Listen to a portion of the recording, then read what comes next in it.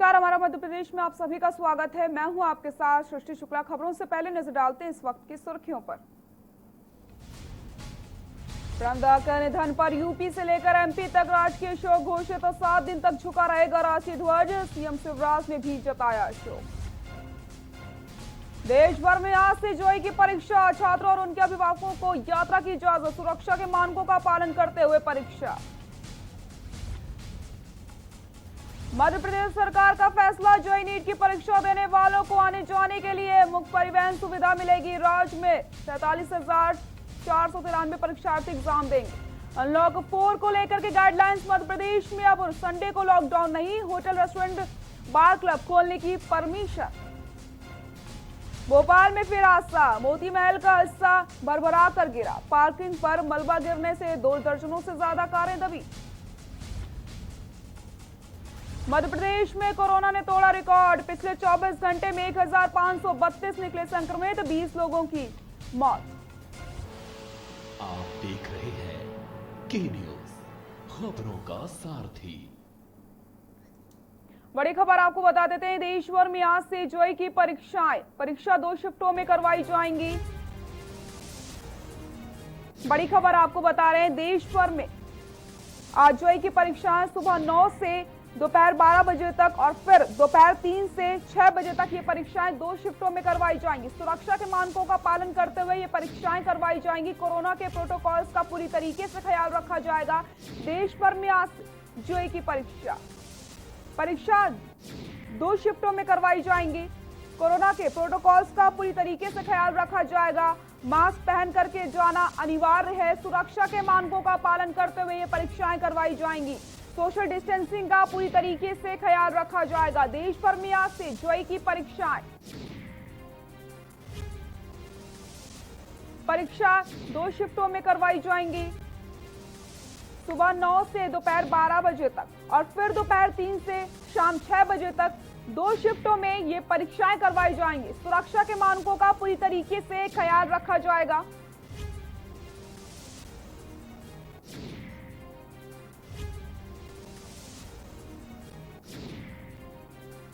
तो वहीं छात्रों को सेंटर्स तक पहुंचने के लिए फ्री में परिवहन की सुविधा उपलब्ध करवाई गई है।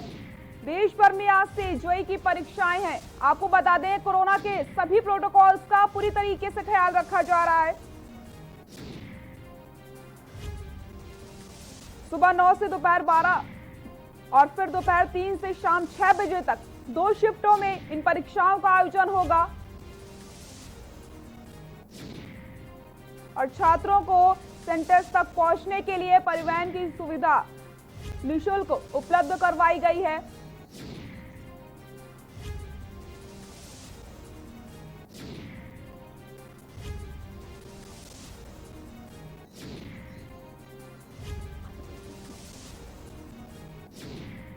देश भर में आज से जेईई की परीक्षा और मध्य प्रदेश में छात्रों को सेंटर तक जाने के लिए निःशुल्क परिवहन की सुविधा भी उपलब्ध करवाई गई है। सुबह 9 से दोपहर 12 बजे तक और फिर दोपहर 3 से शाम 6 बजे तक 2 शिफ्टों में इन परीक्षाओं का आयोजन किया जाएगा। सेंटर्स को पूरी तरीके से सैनिटाइज किया गया है।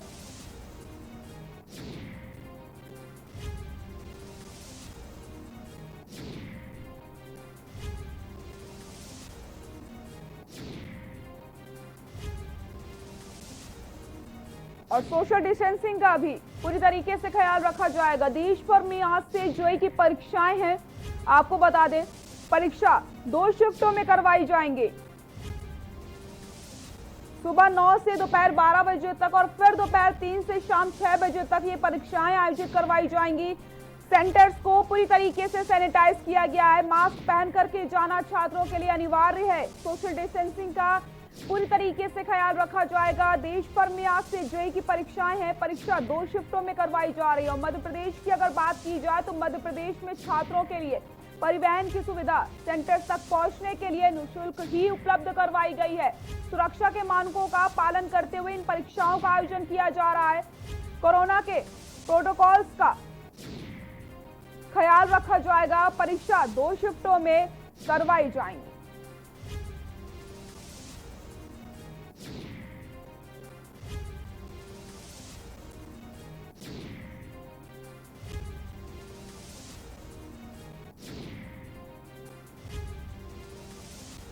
तो आपको ये तस्वीरें दिखा रहे हैं दिल्ली से, जहां पर आप देख सकते हैं कोरोना के प्रोटोकॉल्स का ख्याल रखा जा रहा है, सोशल डिस्टेंसिंग का किस तरीके से ख्याल रखा जा रहा है और मास्क पहनकर जो आना अनिवार्य है। जिस तरीके से बताया जा रहा है सभी बच्चों ने मास्क भी पहन के रखा है, सर्कल्स बनाए हुए हैं क्योंकि सोशल डिस्टेंसिंग का भी पालन करना है। पूरी तरीके से 2 गज की दूरी यहाँ पर मेंटेन की जा रही है। जिस तरीके से लगातार इस चीज की अपील की जा रही थी कि मास्क पहनना, 2 गज की दूरी का विशेष तौर पर ख्याल यहाँ पर रखा जा रहा है। आप देख सकते हैं, तस्वीरें आपको दिखा रहे हैं, सभी बच्चे मास्क पहन करके आए हुए हैं। 2 कैंडिडेट लाइन में खड़े हुए हैं, आपके पास ओरिजिनल आईडी, एडमिट कार्ड में 2 पासपोर्ट साइज फोटोग्राफ होने जरूरी है।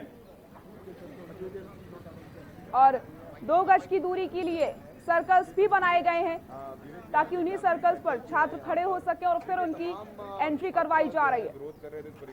हाथों को सैनिटाइज करवाया जा रहा है। उन्हीं सर्कल्स में खड़े हो जो ड्रॉ किए गए।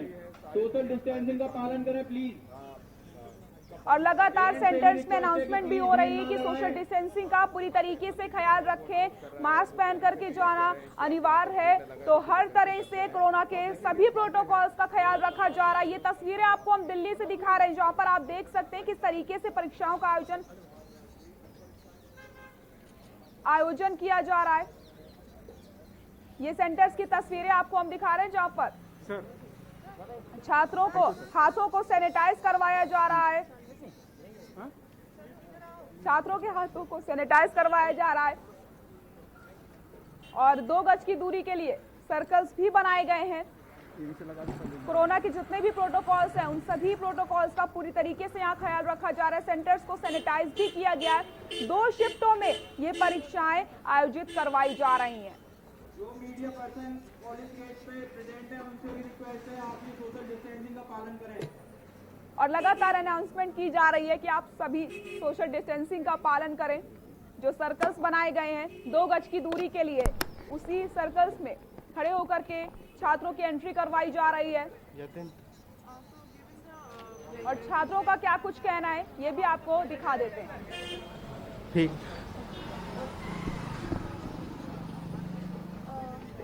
आपका नाम? नवीन। ये जो अभी एग्जाम हो रहा है, क्या क्या प्रिकॉशंस ले रहे हैं आप as a student as exam? Sanitization का बोतल। हाँ। रिपोर्ट कर रहे हैं सेंटर पे, उनके पास एक ओरिजिनल आईडी, एडमिट कार्ड में 2 पासपोर्ट साइज फोटोग्राफ होना जरूरी है। प्रांजल मीना। क्या क्या अपने आप को प्रोटेक्ट करने के लिए वाटर बोतल भी आप ले जा सकते हैं। उन सैनिटाइजर साथ में लेके जा रहे हैं, मास्क प्रॉपर है और अपना पूरा फुल बॉडी चेकअप कराया है ताकि हम देख सकें। और एज अ देख रहे हैं तो डिस्टेंस बहुत ज़्यादा है तो इस वजह से कॉन्सेंट्रेशन நீலேருந்து பஸ் விட்டனால எங்களுக்கு கொஞ்சம் ஈஸியாக இருக்குது। Thank you.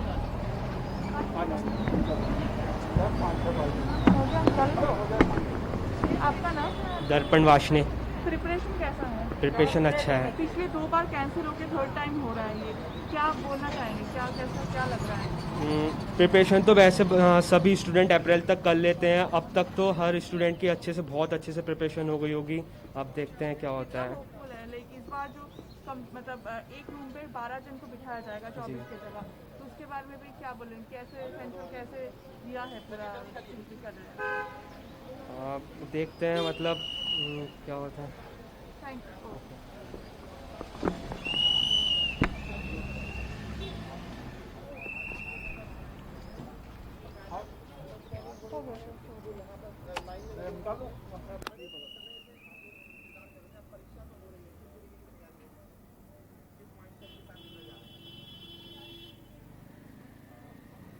तो सेंटर्स की ये तस्वीरें आपको हम दिखा रहे हैं जहां पर सोशल डिस्टेंसिंग का पूरी तरीके से पालन किया जा रहा है। अनाउंसमेंट लगातार की जा रही है, किसी भी बच्चे सोशल डिस्टेंसिंग का पालन करें और मास्क भी सभी बच्चे पहन करके यहाँ पर आए हैं। 2 गज की दूरी के लिए यहाँ पर सर्कल्स बनाए गए हैं। सैनिटाइजर की बॉटल भी साथ में सभी बच्चे लेकर के आए और सेंटर्स को पूरी तरीके से सैनिटाइज किया गया है। उसके बाद आपको बता दें 2 शिफ्टों में इन परीक्षाओं का आयोजन किया जा रहा है। पेरेंट्स से भी रिक्वेस्ट है सोशल डिस्टेंसिंग का पालन करें प्लीज। और लगातार अनाउंसमेंट की जा रही है कि सोशल डिस्टेंसिंग का पूरी तरीके से ख्याल रखा जाए। मौजूद है उनसे भी रिक्वेस्ट है प्लीज सोशल डिस्टेंसिंग बनाए रखें प्लीज।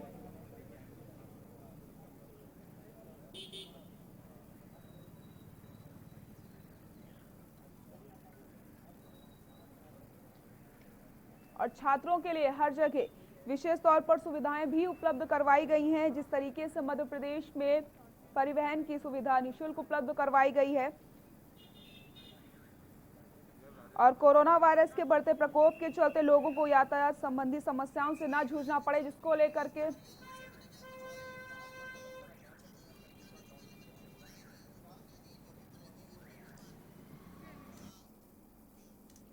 शिक्षा मंत्री रमेश पोखरियाल निशंक ने जेईई के परीक्षार्थियों को शुभकामनाएं दी और आशीर्वाद दिया और क्या कुछ उन्होंने कहा है आपको दिखा देते हैं। और मैं शुभकामना देना चाहता हूं आपको। प्रिय छात्रों, मुझे इस बात की खुशी है कि आपने काफ़ी तैयारी की और एक बार दो बार इसमें तिथियां परिवर्तित होने के बाद ये तीसरी बार जब आप परीक्षा को दे रहे हैं। और मुझे खुशी है कि 7,77,465 से भी अधिक बच्चों ने अपना कार्ड को डाउनलोड कर दिया है। तैयारी के साथ सभी छात्र अपनी इस परीक्षा के लिए तैयार हैं। हम आपको शुभकामना देना चाहते हैं। मैंने सभी देश के लगभग आदरणीय मुख्यमंत्रीगण से अपील की है, बातचीत की है, टेलीफोन पर बातचीत की है और अपील भी की है कि वो अपने राज्य में, जिस राज्य में आप परीक्षा दे रहे हैं, जिस राज्य के आप निवासी हैं, वो राज्य आपको पूरी तरीके से मदद करेगा, सहयोग करेगा। और जो एसओपी की जो गाइडलाइन यहाँ से जारी हुई हैं, जो स्वास्थ्य मंत्रालय, शिक्षा मंत्रालय और गृह मंत्रालय ने मिल कर के जो दिशा निर्देश जारी किए हैं, वह आपको सुरक्षा की दृष्टि से आप उसका भी पालन करेंगे, ऐसा मेरा विश्वास है। और इधर हम मुख्य सचिव, शिक्षा सचिव, गृह सचिव और स्वास्थ्य सचिव राज्यों के, उनसे भी लगातार हमारे सचिवगण संवाद कर रहे हैं और सभी शिक्षा मंत्रीगण से भी लगातार संवाद है। मुझे भरोसा है कि ये परीक्षा आपकी बहुत अच्छी होगी।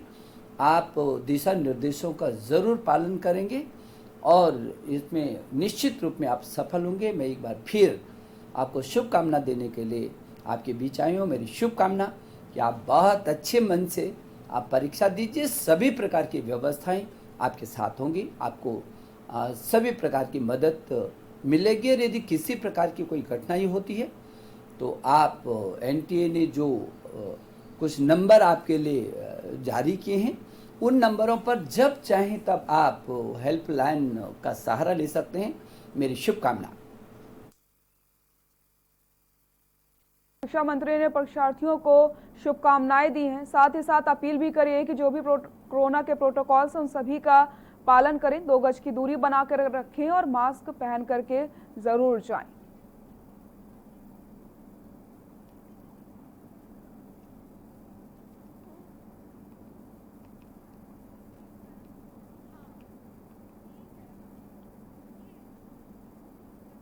जरूरी है, नहीं होगा तो कैरियर बाद में आता है, पर साथ साथ में कैरियर भी बच्चों के लिए बहुत जरूरी है। आगे ले लीजिए please. Sir you are sir मैं एक बार पूछूंगी आपको, इधर आ जाइए। हाँ जी, सर आपका नाम? प्रवीण जैन। सर आपके बेटे आए, बच्चे? मेरी बिटिया है, यह हर्षिता जैन। सर ये जो एग्जाम जिस तरह से अभी हो रहा है, जिस तरह से प्रिकॉशंस लिए जा रहे हैं, जिस तरह से 2 बार पोस्टपोन करने के बाद ये 3rd टाइम हो रहा है एग्जाम, और जिस तरह से precautions, overall as a parent आप क्या बोलना चाहेंगे ओवरऑल पूरे चीज को देखते हुए? मुझे तो ये लग रहा है जितनी ये प्रिकॉशंस वगैरह हो रही हैं ये सब बेटर हैं। इसमें बच्चे का कैरियर का इसलिए दाव पे, बच्चे का कैरियर दबाव पे नहीं लगाना चाहिए। जो भी कुछ एक्शन लिया गया है गवर्नमेंट की तरफ से इस चीज़ को देखते हुए या कोरोना वरोना की वजह से, पर बच्चे के कैरियर का भी बहुत ज़्यादा सवाल होता है, इसलिए ये मेरी तरफ से ये होना चाहिए था एग्ज़ाम। मैं नहीं चाहता कि एग्ज़ाम कैंसिल करना चाहिए था, क्योंकि मैंने बच्चे की भी पूछा था तो वो भी ये कह रहे थे पापा एग्ज़ाम होना चाहिए।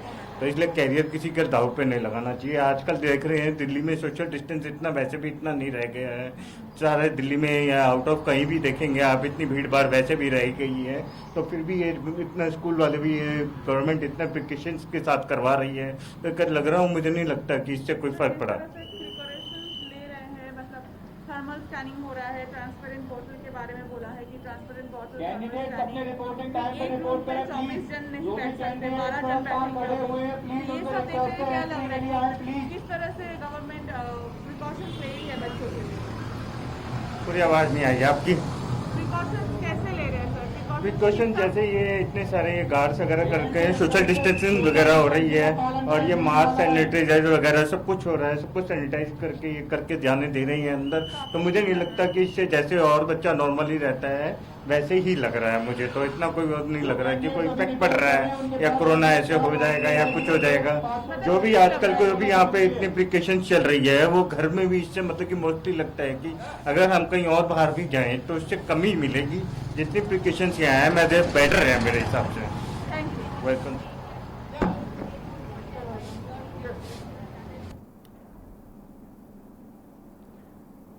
तो स्वास्थ्य मंत्रालय की गाइडलाइंस के तहत इन परीक्षाओं का आयोजन किया जा रहा है। राज्यों के मुख्य सचिव और स्वास्थ्य के बड़े अधिकारियों से बात भी की गई है। देश भर में आज जेईई की परीक्षाएं और सेंटर्स की अगर बात करी जाए तो वहां पर सोशल डिस्टेंसिंग का पूरी तरीके से ख्याल रखा जा रहा है। पूरे सेंटर्स को सैनिटाइज किया गया। लगातार अनाउंसमेंट की जा रही है कि सभी बच्चे 2 गज की दूरी का ख्याल रखें, मास्क पहन करके जाना अनिवार्य है। आपको बता दें हर एक चीज का पूरी तरीके से ख्याल रखा जा रहा है।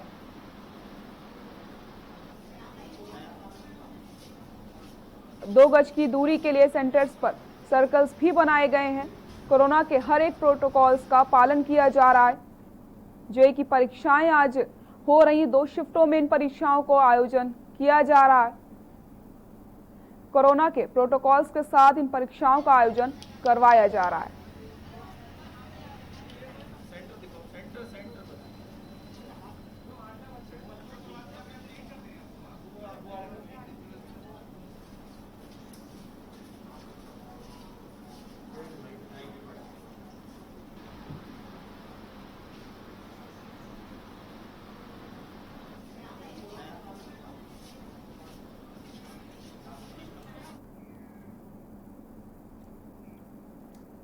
देश के पूर्व राष्ट्रपति प्रणब मुखर्जी का 84 साल की उम्र में निधन हो गया। उनके बेटे अभिजीत मुखर्जी ने इस बात की जानकारी दी। पूर्व राष्ट्रपति के निधन पर देश में शोक की लहर है। प्रणब दा का निजी जिंदगी और सियासी सफर कैसा था, आपको दिखा देते हैं। प्रणब मुखर्जी का जन्म 11 दिसंबर 1935 को बीरभूम में हुआ। प्रणब मुखर्जी के पिता स्वतंत्रता आंदोलन में सक्रिय रहे।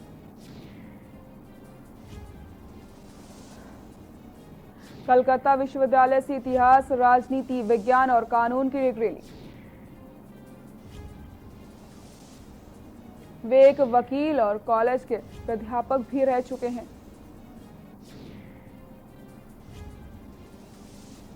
प्रणब मुखर्जी को मानद डी लिट उपाधि भी प्राप्त है। पत्रकार के रूप में अपना करियर शुरू किया।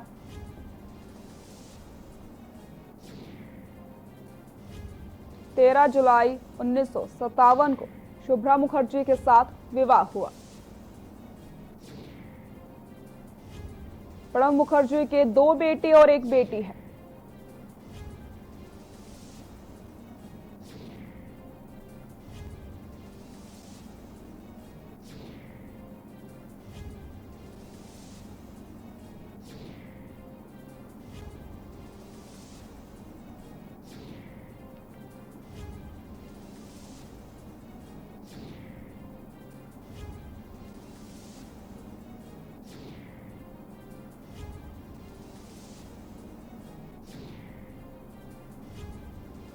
उन्नीस में कांग्रेस की तरफ से राज्यसभा गए।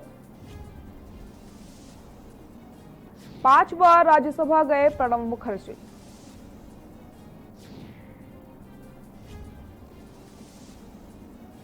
इंदिरा गांधी के करीबी माने जाते थे प्रणब मुखर्जी।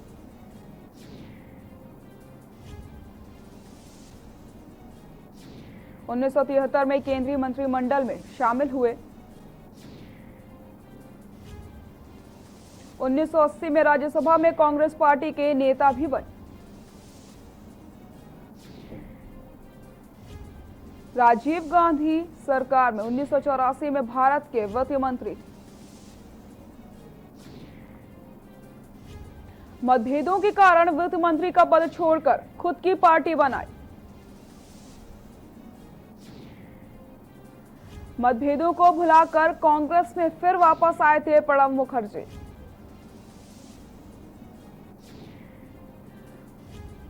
उन्नीस सौ 57 में उन्हें संसद का उत्कृष्ट सांसद चुना गया। 2004 में पश्चिम बंगाल की जंगीरपुर से सांसद बने। 2004 से 2009 के बीच रक्षा, विदेश जैसे महत्वपूर्ण पदों पर अपनी छाप छोड़ी। 2009 से 2012 तक मनमोहन सरकार में फिर से भारत के वित्त मंत्री रहे। मध्य प्रदेश में अनलॉक 4 के लिए शिवराज सरकार ने गाइडलाइंस जारी की। अनलॉक 4 में प्रदेश में अब किसी भी प्रकार का लॉकडाउन नहीं रहेगा। अब तक रविवार को हो रहे लॉकडाउन को खत्म कर दिया गया है। इतवार का भी लॉकडाउन मध्य प्रदेश में आज से नहीं रहेगा। रविवार का भी लॉकडाउन समाप्त किया जा रहा है। कोई भी लॉकडाउन केंद्र के बिना पूछे नहीं होगा।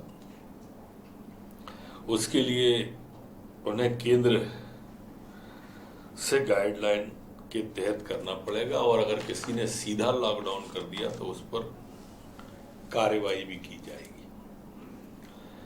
कंटेनमेंट जोन जहां पर होगा सिर्फ वहां पर ही अब लॉकडाउन लग सकता है, बाकी कहीं भी लॉकडाउन नहीं होगा।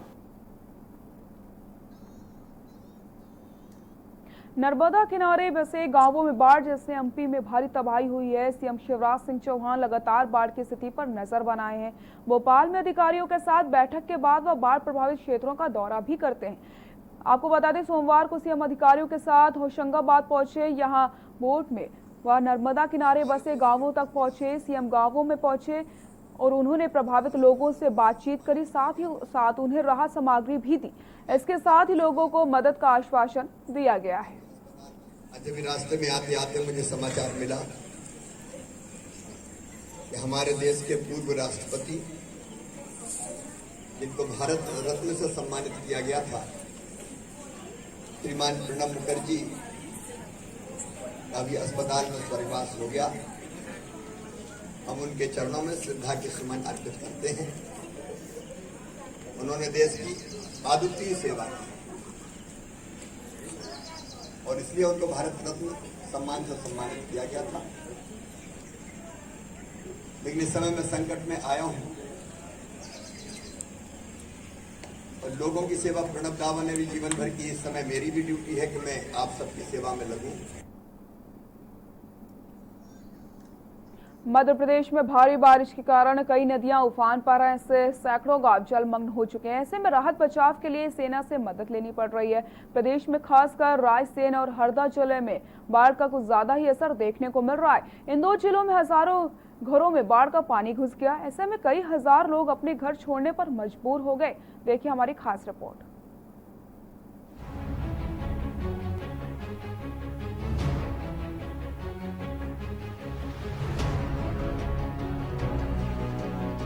मध्य प्रदेश में भारी बारिश के कारण कई नदियां उफान पर हैं। इससे सैकड़ों गांव जलमग्न हो गए हैं। ऐसे में राहत बचाव के लिए सेना से मदद लेनी पड़ी है।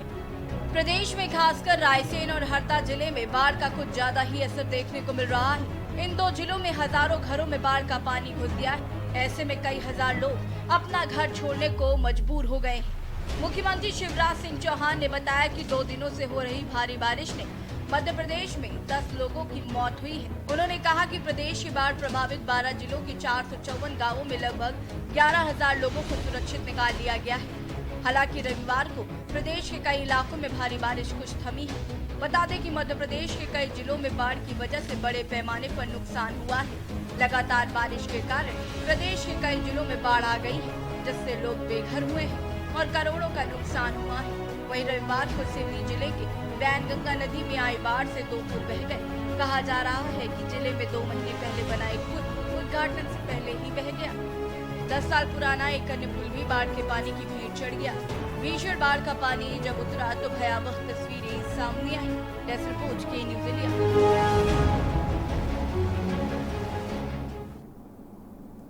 बुलेटिन में फिलहाल के लिए इतना ही। देखते रहिए के न्यूज़ इंडिया। नमस्कार।